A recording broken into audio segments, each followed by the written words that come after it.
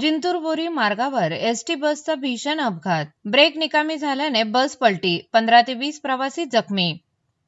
परभणी जिल्ह्यातील जिंतूर बोरी मार्गावर आज सकाळी भीषण अपघात झाला. पांगरी ते चांदस गावादरम्यान धावणारी संभाजीनगर वसमत राज्य परिवहन महामंडळाची बस क्रमांक MH20 BL 2240 अचानक नियंत्रणाबाहेर जाऊन रस्त्याच्या कडेला पलटी झाली. प्राथमिक माहितीनुसार बसचे ब्रेक निकामी झाल्याने चालकाचा वाहनावरील ताबा सुटला आणि हा अपघात घडला.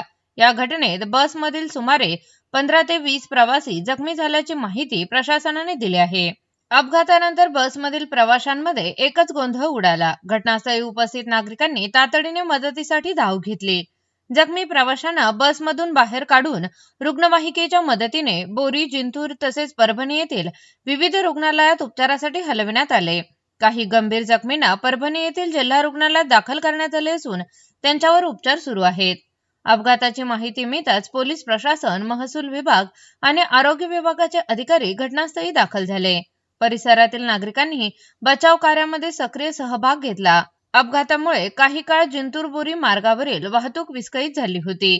या घटनेनंतर एसटी बसच्या तांत्रिक तपासणीची मागणी होत असून वाहनाच्या ब्रेक यंत्रणेत नेमका कोणता बिघाड झाला होता याचा तपास सुरू करण्यात आला आहे. सुदैवाने या अपघातात कोणतीही जीवितहानी झाली नसली तरी अनेक प्रवासी जखमी झाल्याने परिसरात हळहळ व्यक्त केली जात आहे. Bureau report RSC news. RSC न्यूजला सबस्क्राईब करा. घटना जिंतूरवरून निघालो आम्ही 9:15 वाजता. मी तिकीट बुकिंग करत होतो. अचानक गाडी इथं थांबली. म्हणजे ते काय फेल झाला होता, काय गाडीचा प्रॉब्लेम होता? ड्रायव्हरचं म्हणलं की ब्रेक लागला नाही. त्याच्यामुळे गाडी बाजूला घेतली. ओल्या जागेमुळं खाली.